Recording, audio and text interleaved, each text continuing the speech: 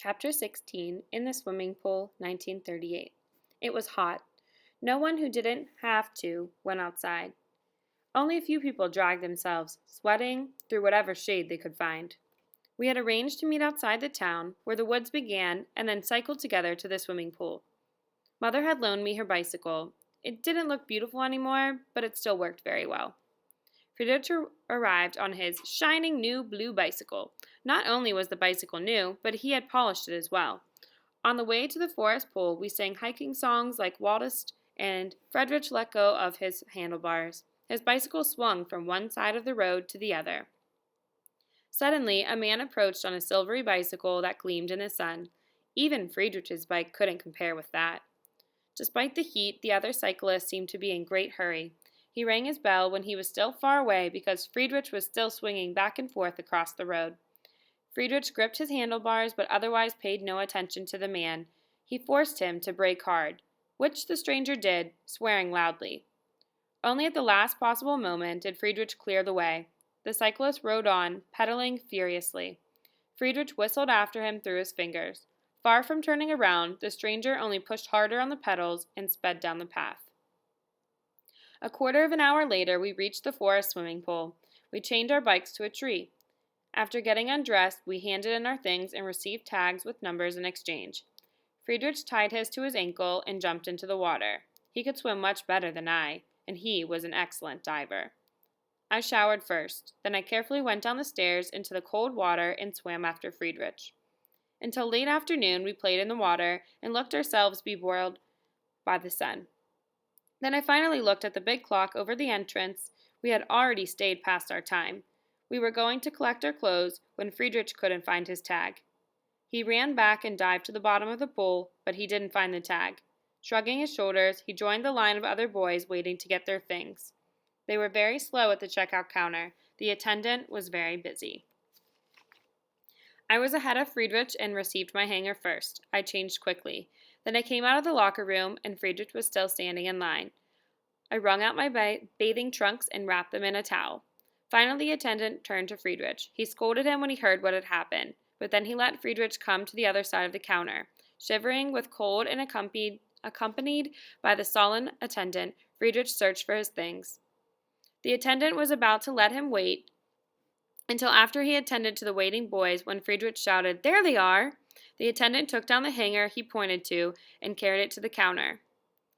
There he took it from a hook. "What's your name?" he asked. "Friedrich Schneider."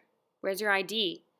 "In the back right trouser pocket. The button's loose." The attendant looked for the pocket, unbuttoned it, and pulled out the case with the identification card.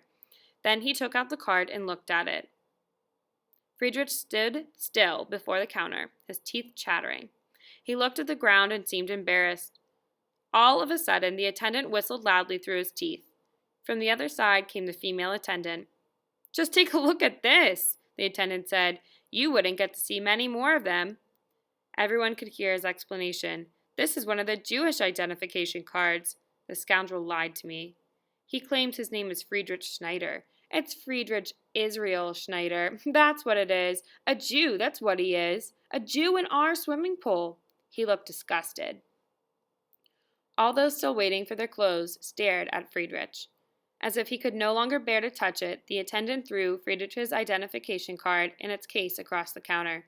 Think of it. Jewish things among the clothes of respectable human beings. He screamed, flinging the coat hanger, holding Friedrich's clothes on the ground so they scattered in all directions. While Friedrich collected his things, the attendant announced, "Now I'll have to wash my hands before I can go on with my work. Ugh." He walked away from the counter, kicking one of Friedrich's shoes into a blocked-up foot bath. He returned before Friedrich found all of his things. "It's your affair where you get dressed," he snarled at him. "You won't get into our changing rooms." Helpless and still damp, Friedrich clutched his clothes. He searched for a place where he could dry himself and get dressed. There was no protected corner, and he hastily rubbed himself with his towel and pulled his trousers over the wet bathing suit trunks. Water dripping from his trouser legs, he left the swimming pool. The attendant was still screaming, but we could no longer understand what he was saying. I had already unlocked our bikes. Friedrich fastened his things on the luggage carrier. He didn't dare look into my eyes. Quietly, he said, I'll dress properly in the woods. Then we heard an uproar behind us. This is where it was, said a big boy. I'm quite sure this is where I locked it. I've searched everywhere, but it's gone. It was all silver. I just polished it, too. A lot of curious boys quickly collected.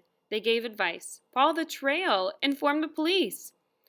Friedrich pricked up his ears. He left his bicycle and walked to the circle that had formed around the boy whose bike had been stolen. You there, Friedrich said to him. I know who stole your bike. I saw the man who did it. I can describe him in detail. Everyone looked at Friedrich. A lane formed between him and the owner of the silver bike. The boy stepped closer to Friedrich. Say, he asked, aren't you the Jew from the pool a while back? Friedrich blushed, lowered his eyes to the ground.